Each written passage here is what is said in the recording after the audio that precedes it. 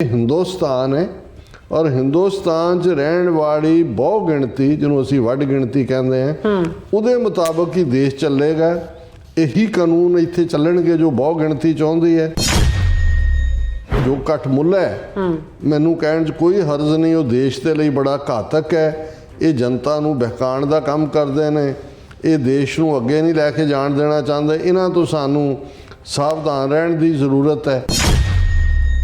साडे पूर्वज जिन्हां ने बड़े बलिदान दिते इत्थे मंदिर बनाने के लिए चले गए, की कदे किसी ने ये कल्पना की सी कि असीं राम मंदिर नूं अपनी अखां सामने देखांगे? लेकिन तुसीं देखिया, मैनूं ये विश्वास है कि जल्दी UGC बिल नूं लोग पास हुंदा देखणगे।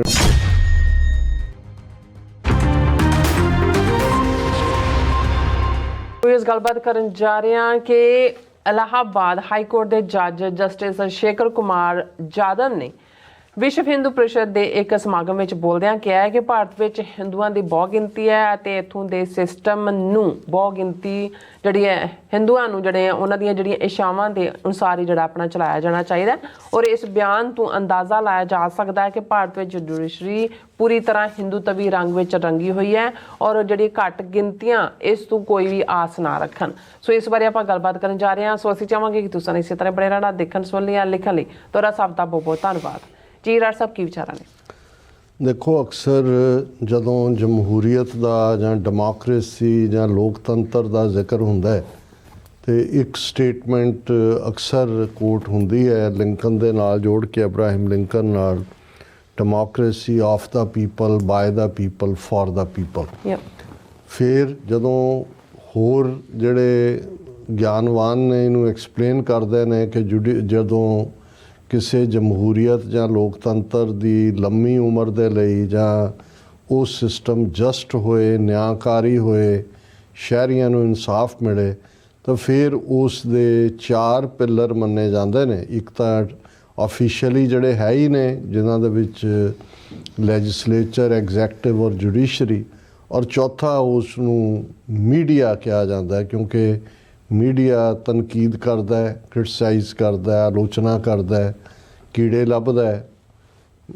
उस दे विच ओपोजिशन का भी एक वड्डा रोल हुंदा है। इसलिए जिस सिस्टम दे विच ओपोजिशन नूं डेसीमेट कर दिता जाए उन्होंने भी ये कहा जाता है कि भी फिर बहु गिणती दे थल्ले ही फैसले हुंदे ने और मीडिया नूं भी जिहड़ा है वो एग्जैक्टिव ऑपरेट करती है और उसका ही नतीजा हुंदा है जो अज असीं भारत के हवाले नाल देख रहे हैं। बिल्कुल, जिन्होंने असीं तानाशाह रजीम कहते हैं जां कम्युनिस्ट जां सोशलिस्ट रजीम जिहड़े 1920 च 1917 च रशियन तब्दीली तो बाद आए, उन्हां दे विच बहु गिणती जिहड़ी है भावें कोई भी होए पर उस नूं चलांदा वो तानाशाह ही है।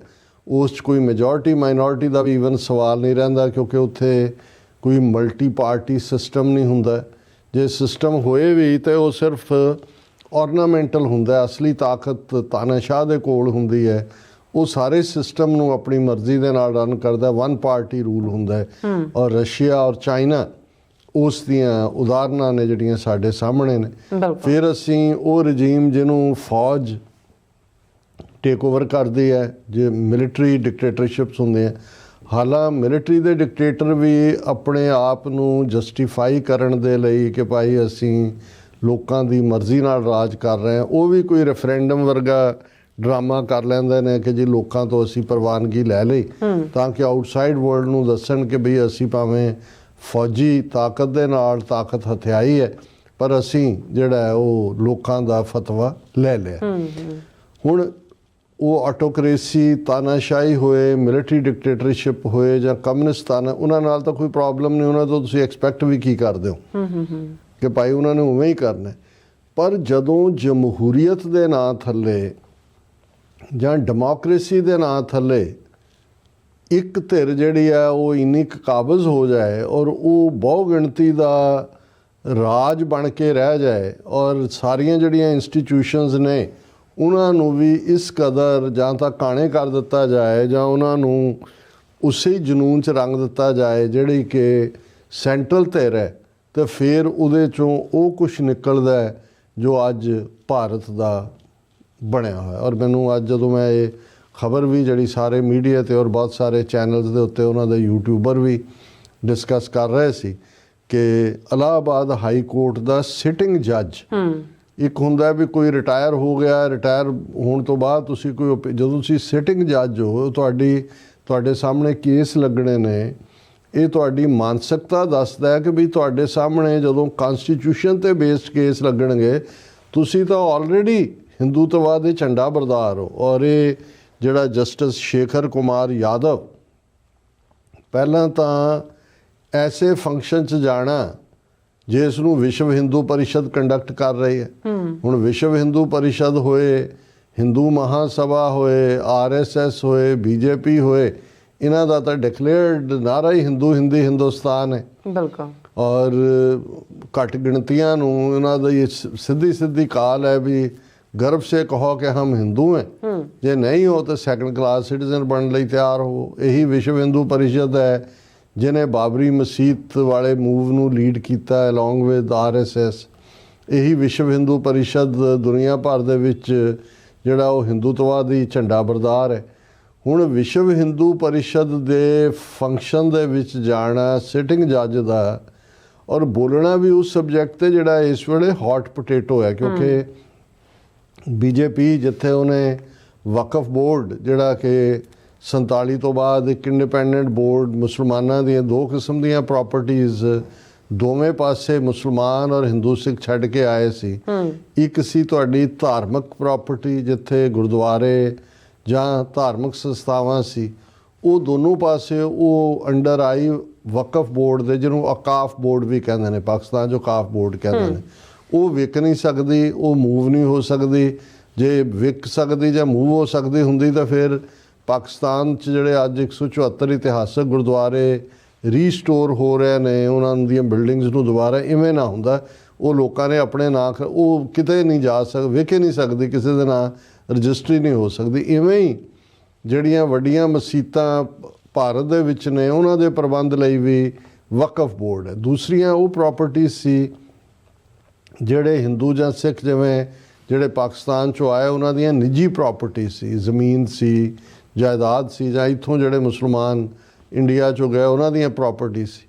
ਹੁਣ ਉਹ ਅੰਡਰ ਕਸਟੋਡੀਅਨ ਆਈਆਂ ਔਰ ਇਹੀ ਕਾਰਨ ਸੀ ਕਿ ਕਸਟੋਡੀਅਨ ਨੇ ਉਹਨਾਂ ਦੇ ਰਿਕਾਰਡ ਕੱਢ ਕੇ ਜਦੋਂ ਦੋਨੋਂ ਪਾਸੇ ਲੋਕਾਂ ਨੇ ਆਪੋ ਆਪਣੇ ਕਲੇਮ ਫਾਈਲ ਕੀਤੇ।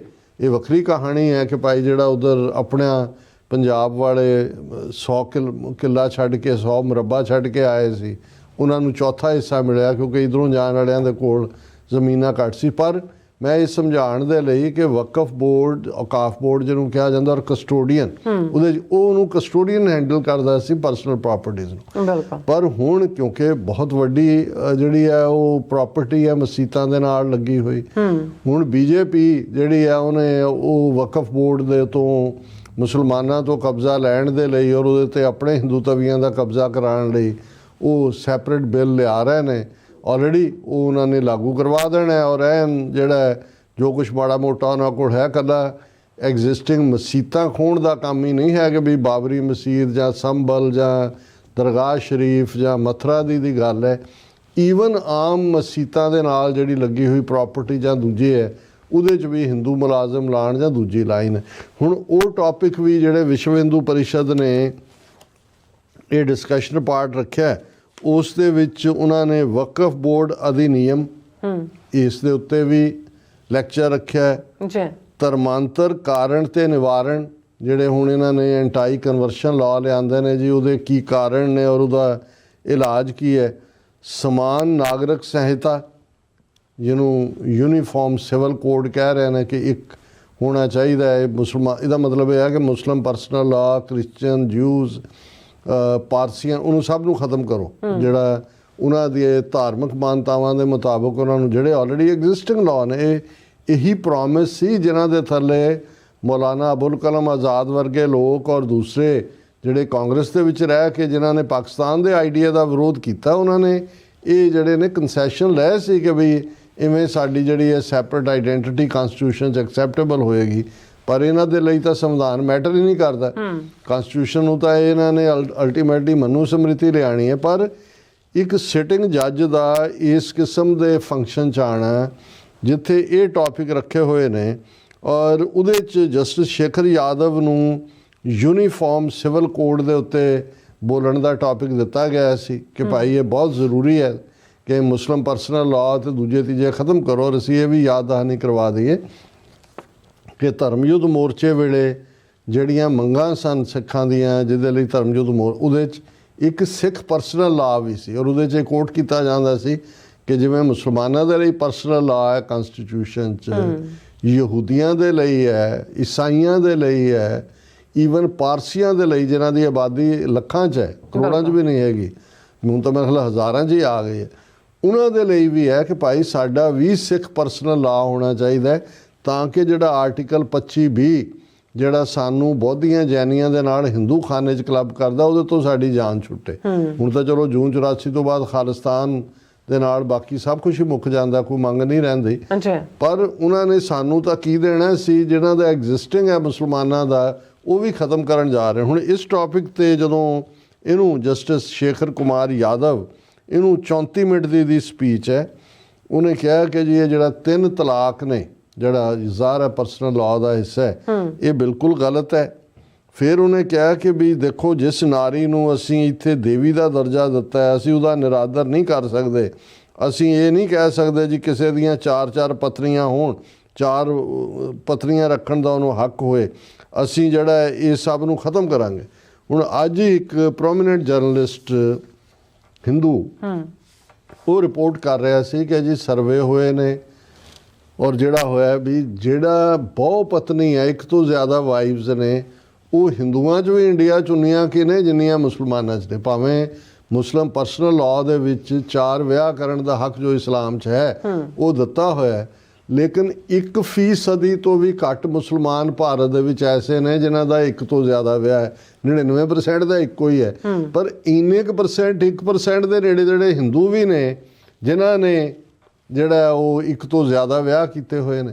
ਸੋ ਮਤਲਬ ਇਹ ਕਹਿਣਾ ਕਿ ਜੀ ਦੇਖੋ 4-4 ਪਤਨੀਆਂ ਰੱਖ ਕੇ ਇਹ ਤਾਂ ਐਕਸੈਪਟੇਬਲ ਹੀ ਨਹੀਂ ਹੋ ਸਕਦਾ, ਅਸੀਂ ਤਾਂ ਯੂਨੀਫਾਰਮ ਕੋਡ। ਫਿਰ ਉਹ ਇੱਥੇ ਨਹੀਂ ਰੁਕਦਾ, ਫਿਰ ਉਹਨੇ ਕਿਹਾ ਕਿ ਮੁਸਲਿਮ ਪਰਸਨਲ ਲਾਅ ਜਿਹੜੀ ਹੈ ਇਹ ਬਿਲਕੁਲ ਗਲਤ ਹੈ। ਇਹ ਜਿਹੜੇ ਬੋਰਡ ਵਾਲੇ ਨੇ ਮੁਸਲਿਮ ਪਰਸਨਲ ਲਾਅ ਵਾਲੇ ਇਹ ਬਿਲਕੁਲ ਫਰਾਡੀਆ ਲੋਕ ਨੇ ਔਰ ਇਹ ਕਹਿੰਦੇ ਕਿ ਭਾਈ ਸਾਨੂੰ ਤਾਂ ਦੇਖੋ ਅਸੀਂ ਤਾਂ ਮੁਸਲਮਾਨਾਂ ਦਾ ਹੀ ਕਸ਼ਟ ਦੇਖ ਕੇ ਸਾਨੂੰ ਦੁੱਖ ਹੋ ਰਿਹਾ।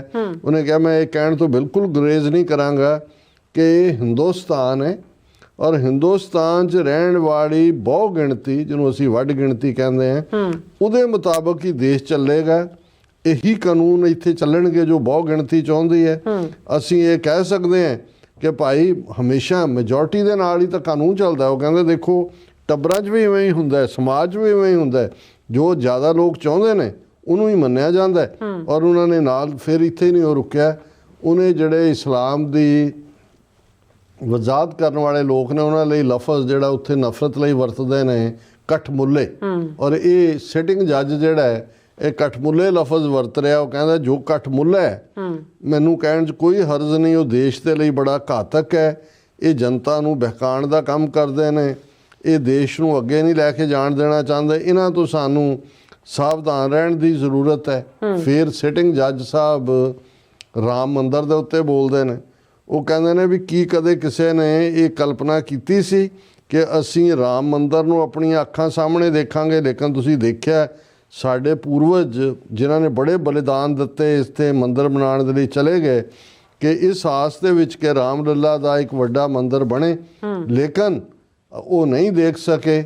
ਲੇਕਿਨ ਅੱਜ ਅਸੀਂ ਦੇਖ ਰਹੇ ਹਾਂ ਔਰ ਉਹਨਾਂ ਨੇ ਕਿਹਾ ਕਿ ਵੀ ਮੈਨੂੰ ਇਹ ਵਿਸ਼ਵਾਸ ਹੈ ਕਿ ਜਲਦੀ UGC ਬਿੱਲ ਨੂੰ ਲੋਕ ਪਾਸ ਹੁੰਦਾ ਦੇਖਣਗੇ। ਹੁਣ UGC ਉਹੀ ਹੈ ਯੂਨੀਫਾਰਮ ਸਿਵਲ ਕੋਡ ਕਿ ਭਾਈ ਇਹ ਜਿਹੜਾ ਹੈ ਹੁਣ ਇਸ ਤੋਂ ਤੁਸੀਂ ਅੰਦਾਜ਼ਾ ਲਾਓ। ਹਾਲਾਂਕਿ ਇਸ ਦੇ ਉੱਤੇ ਬਹੁਤ ਸਾਰਿਆਂ ਨੇ ਟਿੱਪਣੀਆਂ ਕੀਤੀਆਂ ਨੇ, ਜਿਹੜੀ ਆਲ ਇੰਡੀਆ ਲਾਇਰਸ ਯੂਨੀਅਨ ਹੈ ਉਹਨਾਂ ਨੇ ਐਕਸ਼ਨ ਮੰਗਿਆ, ਕਿਸੇ ਕੁਝ ਨਹੀਂ ਹੋਣਾ। ਰਾਦਰ ਇਹਨੇ ਯਾਦਵ ਨੇ ਆਪਣੇ ਇਸ ਬਿਆਨ ਦੇ ਨਾਲ ਹਿੰਦੂ ਤਵੀਆਂ ਨੂੰ ਮੈਸੇਜ ਦੇ ਦਿੱਤਾ ਹੈ ਕਿ ਮੈਂ ਅਵੇਲੇਬਲ ਹੈ, ਮੇਰੇ ਤੋਂ ਮੈਨੂੰ ਹਾਇਰ ਲਿਜਾਓ ਸੁਪਰੀਮ ਕੋਰਟ ਤੱਕ, ਜੋ ਮਰਜ਼ੀ ਫੈਸਲਾ ਮੇਰੇ ਤੋਂ ਕਰਵਾਓ। ਹੁਣ ਜਦੋਂ ਤੁਸੀਂ ਇਸ ਲੈਵਲ ਤੇ ਚਲੇ ਜਾਂਦੇ ਹੋ ਔਰ ਮੇਰੇ ਹਾਲਾਂ ਮਾਸਟਰ ਤਾਰਾ ਸਿੰਘ ਇੱਕ ਵੱਡਾ ਦੋਸ਼ੀ ਹੈ ਜਿਹਨੇ 1947 ਚ ਸਾਨੂੰ ਇੱਕ ਗੁਲਾਮੀ ਚੋਂ ਦੂਸਰੀ ਵੱਲ ਸੁੱਟਿਆ, ਪਰ ਜਿਉਂ ਹੀ 47 ਤੋਂ ਬਾਅਦ ਇੱਕਦਮ 48 ਚ ਪਹਿਲੀ ਗ੍ਰਿਫਤਾਰੀ ਮਾਸਟਰ ਤਾਰਾ ਸਿੰਘ ਦੀ ਹੋਈ, ਜਦੋਂ ਕਿ ਉਹ ਜਿਹੜੇ ਨੇ ਦਿੱਲੀ ਜਾ ਰਹੇ ਸੀ, ਇੱਕ ਇਕੱਠ ਰੱਖਿਆ ਸੀ ਉਹਨੂੰ ਐਡਰੈਸ ਕਰਨ ਲਈ, ਔਰ ਫਿਰ ਗ੍ਰਿਫਤਾਰੀਆਂ ਦਾ ਚੱਕਰ ਤਾਂ ਇੰਨਾ ਰਿਹਾ ਕਿ ਮਾਸਟਰ ਤਾਰਾ ਸਿੰਘ ਨੇ ਅੰਗਰੇਜ਼ੀ ਰਾਜ ਦੀ ਗੁਲਾਮੀ ਅੰਗਰੇਜ਼ੀ ਰਾਜ ਦੀਆਂ ਇਹ ਵੇਲੇ ਗ੍ਰਿਫਤਾਰੀਆਂ ਨਾਲੋਂ ਜ਼ਿਆਦਾ ਵਕਤ ਜੇਲ੍ਹਾਂ 'ਚ ਭਾਰਤੀ ਰਾਜ 'ਚ ਗੁਜ਼ਾਰਿਆ। ਔਰ ਉਹਨਾਂ ਦੀ ਆਪਣੀ ਸਵੈ ਜੀਵਨੀ ਜਿਹੜੀ ਉਹਨਾਂ ਦੇ ਬੇਟੇ ਨੇ ਪੁੱਤਰ ਨੇ ਜਸਵੰਤ ਸਿੰਘ ਨੇ ਛਾਪੀ ਸੀ, ਹੁਣ ਤਾਂ ਪਤਾ ਨਹੀਂ ਉਹ ਕਿਤੇ ਅਵੇਲੇਬਲ ਹੈ ਜਾਂ ਨਹੀਂ, ਮੈਂ ਬਚਪਨ 'ਚ ਪੜ੍ਹਿਆ ਹੋਇਆ। ਉਹਦੇ 'ਚ ਉਹਨੇ ਮਾਸਟਰ ਤਾਰਾ ਸਿੰਘ ਨੇ ਲਿਖਿਆ, ਉਹਨੇ ਤਾਂ ਪਹਿਲਾਂ ਐਡਮਿਟ ਕੀਤਾ ਕਿ ਭਾਈ ਇਹ ਸਾਡੇ ਤੋਂ ਵੱਡੀ ਗਲਤੀ ਹੋਈ, ਕਿਉਂਕਿ ਸਾਨੂੰ ਆਬਾਦੀ ਦਾ ਨਹੀਂ ਸੀ ਪਤਾ ਕਿ ਵੀ ਅਸੀਂ ਤਾਂ ਕੋਈ ਜ਼ਿਲ੍ਹਾ ਵੀ ਨਹੀਂ ਸੀ ਤੇ ਸਾਡੀ ਮੈਜੋਰਟੀ ਹੁੰਦੀ, ਇਹ ਸਾਨੂੰ ਸੁਝਿਆ ਹੀ ਨਹੀਂ ਕਿ ਥਾਂ ਪਹਿਲਾਂ ਕਬੂਲ ਕਰਵਾ ਲਈ ਜਾਏ ਤੇ ਲੋਕ ਫਿਰ ਉੱਥੇ ਮੂਵ ਹੋ ਸਕਦੇ ਨੇ। ਪਰ ਜਿਹੜੀ ਦੂਸਰੀ ਗੱਲ ਜਿਹੜੀ ਇਸ ਡਿਸਕਸ਼ਨ ਦੇ ਵਿੱਚ ਰੈਲੇਵੈਂਟ ਹੈ, ਮਾਸਟਰ ਤਾਰਾ ਸਿੰਘ ਨੇ ਕਿਹਾ ਕਿ ਇਹ ਜਿਹੜਾ ਬਹੁ ਗਿਣਤੀ ਦੇ ਗਲਬੇ ਥੱਲੇ ਰਹਿਣਾ ਹੁੰਦਾ ਹੈ, ਇਹ ਡਿਕਟੇਟਰਸ਼ਿਪ ਤੋਂ ਵੀ ਮਾੜਾ ਹੁੰਦਾ ਹੈ। ਡਿਕਟੇਟਰਸ਼ਿਪ ਦੇ ਵਿੱਚ ਤਾਂ ਆਸ ਹੁੰਦੀ ਹੈ ਕਿ ਜੇ ਡਿਕਟੇਟਰ ਮਰ ਜਾਏ ਤੇ ਤੁਹਾਡੀ ਜਾਨ ਛੁੱਟ ਜਾਏ, ਜਿਵੇਂ ਹੁਣ ਸੀਰੀਆ ਦੇ ਵਿੱਚ ਚੇਂਜ ਹੋਈ ਹੈ 1960s ਤੋਂ ਲੈ ਕੇ ਆਲਮੋਸਟ 64 ਸਾਲ ਹੋ ਗਏ ਜਦੋਂ ਅਸਾਦ ਨੇ ਇਹਦਾ ਜਿਹੜਾ ਹੁਣ ਕੱਢਿਆ, ਇਹਦੇ ਪਿਓ ਨੇ ਟੇਕ ਓਵਰ ਕੀਤਾ ਸੀ। ਹੁਣ ਆਲਮੋਸਟ 60 ਸਾਲ ਪਲੱਸ ਤੋਂ ਬਾਅਦ ਜਾਨ ਛੁੱਟੀ ਹੈ ਲੋਕਾਂ ਦੀ, ਅਗਲਾ ਉਸ ਤੋਂ ਬਦਤਰ ਹੋਏਗਾ, ਇਹ ਵੱਖਰੀ ਕਹਾਣੀ ਹੈ ਜਾਂ ਕੀ ਹੋਏਗਾ, ਲੇਕਿਨ ਜਾਨ ਤਾਂ ਛੁੱਟੀ।